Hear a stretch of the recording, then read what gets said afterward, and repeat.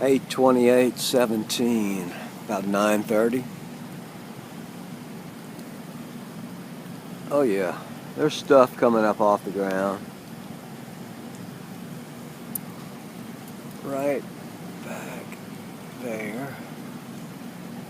ExxonMobil, and of course just huge amounts of moisture coming in from the southeast, which the opening segment, time-lapse segment showed. So we're getting massive water vapor moving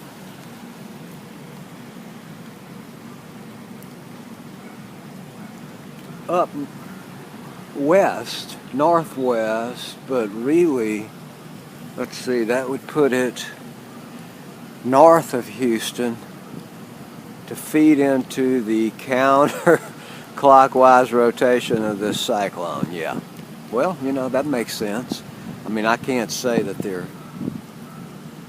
from the ground that this isn't naturally coming up, but hey, you look at the overall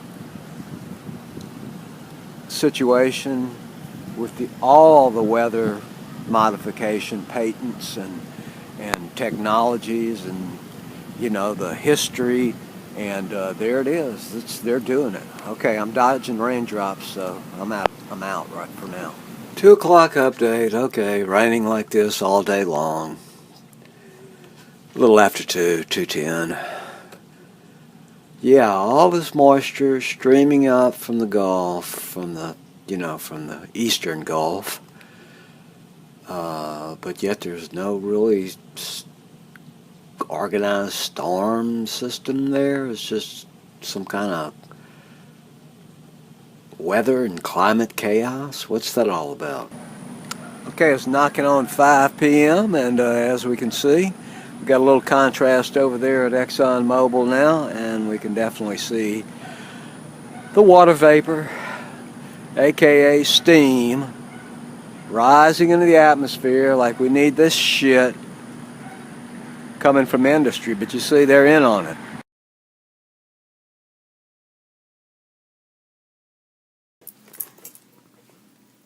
Okay, these next segments were about 7 p.m. and the sky began to clear, at least the water vapor, and we were able to see the conductive materials, the chem clouds up above. And also, too, there was a little, as pointed out, water vapor from industry.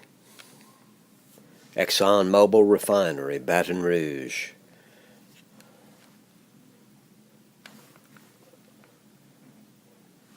And I apologize, I was having some technical difficulties with my tripod mount. So, just trying to get a pan of the sky. And we can see lots of weird little patterns, like right there in the center. Those little pointy things hanging down. Yeah, perfectly natural. Perfectly natural to have repetitive patterns in the sky, in the clouds. There's a chem cloud right there, chemtrail I should say, spreading out. Been there a little while. And couldn't really, because of the tripod the camera was mounted wrong on the tripod, I couldn't get the height to get over these trees. My apologies. Stuff hanging down, little streaks. I point out the little thin edge of that contrail, but it really goes back through the clouds there. Now that I look at it on video. So here I can't get up high enough, so I brake and remount the camera. So anyway, yeah, we got a very chemical-laden sky now that the water vapor and the moisture is abated temporarily. So here I've remounted, and we can get a pan of the ceiling. Same same deal. Chemicals. This isn't water vapor. Oh, there's some water vapor mixed in. There has to be because of the saturation levels. But what we're predominantly seeing here appears to be chem clouds. The Welsbach material is used to steer the storms that react to the NEXRAD pulses.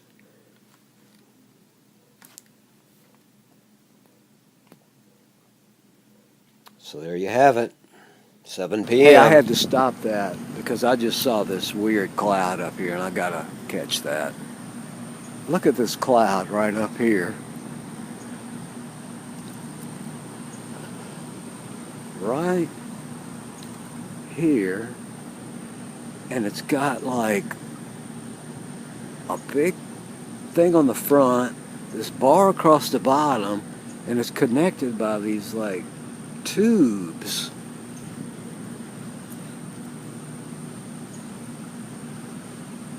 Or maybe that's 2 layers. Still, it's just so much improbable crap going on. Oh, look at those big chemtrails over there. See them? Coming right up here. These 2 puppies right there. Oh, man. Feels great, though. The wind is fantastic. It's like summer's suddenly gone a little bit. The way it's really supposed to feel. After a real hurricane. Okay, back to the time lapse.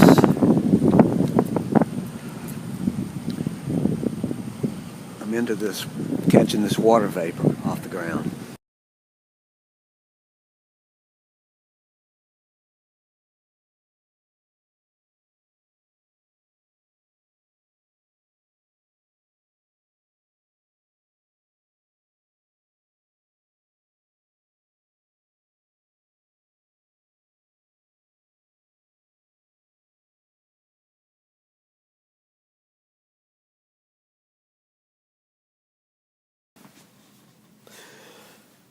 So here we see right in the center, we see banding right to the right of that lamppost, or more in the center of the frame there. We see banding. And we see that the sky is, I'm trying to point out the sky was moving in like a rotational direction above, but the wind was from the east and northeast, occasionally gusting from the northeast on the ground. So just trying to figure out what was happening with these different layers and strata of clouds. And we can see that they're full of chemicals and improbable stuff. There's more banding right there, running in crazy directions. There's some patterns. Look at all these patterns. Patterns can only be caused by pulsing energy. What else would account for that? I have no idea. I mean, it wouldn't be wind. It has to be energetics. Look at all that pithy looking stuff.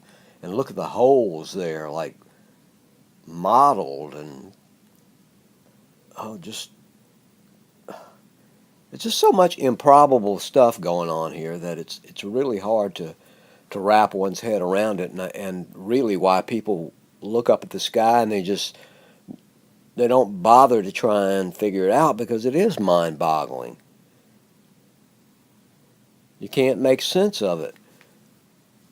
There's just too many things happening. It's not like one common wind direction, like moving everything. It's like this sky is pretty much dead still, but yet supposedly there's all this weather moving through the area, from the southeast storm chaos to the Harvey chaos in Texas, and bless those people today. Really, this is horrible what they're going through. It's unbelievable. Rivers are running through the streets of Houston, Texas. Can you imagine that? Could anyone look at the banding and the feathering and the spewing and the mixing and it's just chaos.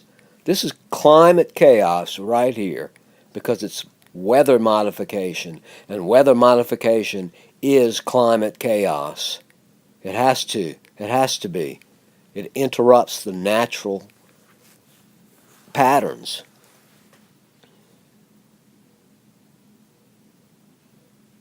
I mean, I just saw so much in the sky that I just, you know, I couldn't not try and make sense of it.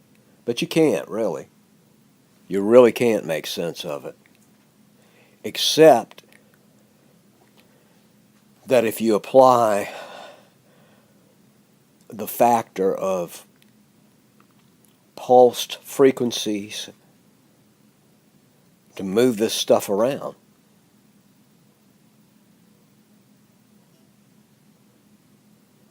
It doesn't operate on high and low pressure anymore. I was having a conversation just this morning with my sis, and she was talking about high and low pressure and all. It has nothing to do with it anymore. I mean, very little. I mean, they still use it. They have to deal with it, but they drive it all by energetics, by NEXRAD, microwaves, etc. I think it is primarily the NEXRAD system because that's what's most ubiquitously in place.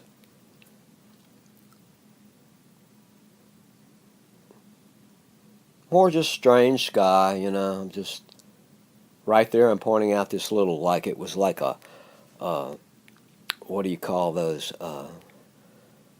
pasta nest, you know, like a little nest of noodles that you throw into the pot to cook. That's exactly what it looked like. It was like jumbled up all spaghetti, like a little pasta nest. I'm not sure if this captures it that well. I can't zoom, but it eventually broke apart. But what caused it to begin with? Radio signatures skipping off these different layers and chaos and, you know, focusing there. Or, you know, I have no idea, but it was obviously a bit of strangeness in the sky. You just got to get out there and really look, take some vids, review them, and see what you captured and what you can. I mean, it is overwhelming to go out into the and look up and see this huge mess and try and make sense of it. No wonder people look down and pull out their cell phones and check the radar. The filtered radar, by the way, the radar that they want you to see. Oh, there was some other little dithering spot right there, and it was just like, why is that one little spot so different from all the rest of the sky? Energetics is the only thing that can explain it.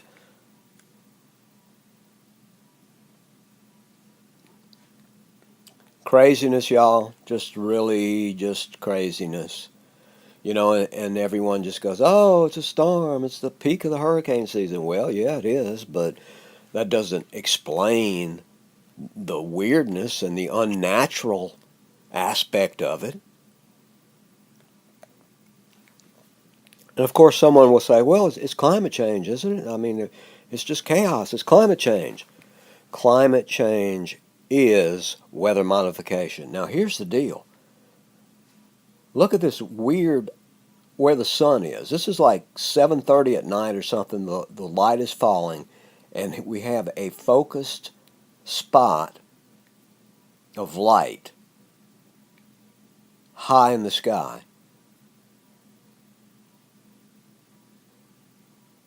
And that's the northern sky.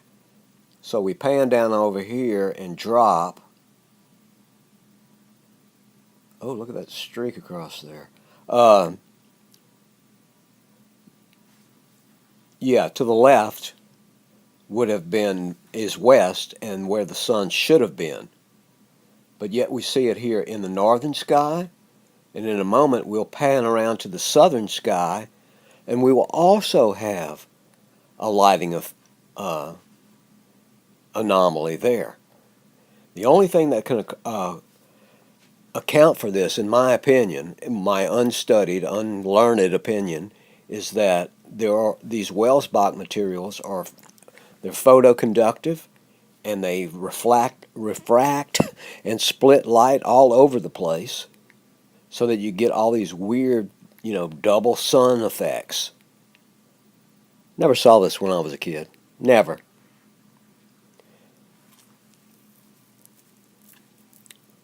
Now, there is a phenomenon called sundogs, in which you can get this effect created by ice crystals high in a clear sky, in a winter sky.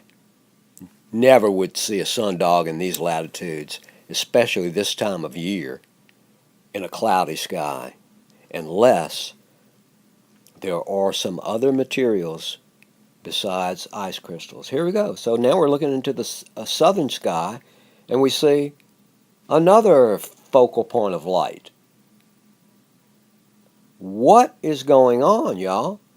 That's not, the sun should be somewhere down behind this tree to the right.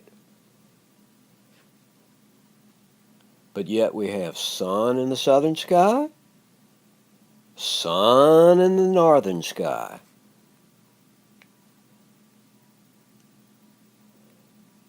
Don't know what to make of that, but there it is.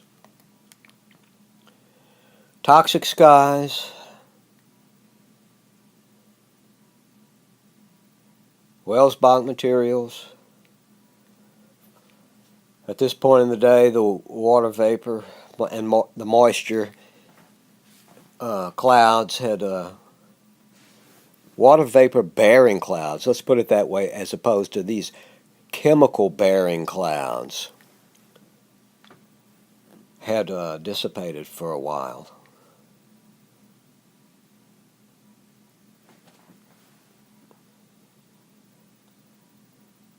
There's our old sunbeams out of place.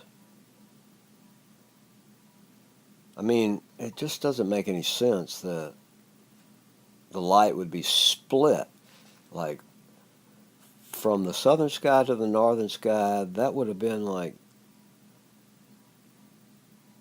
a 90 degree, between the two 180 degrees.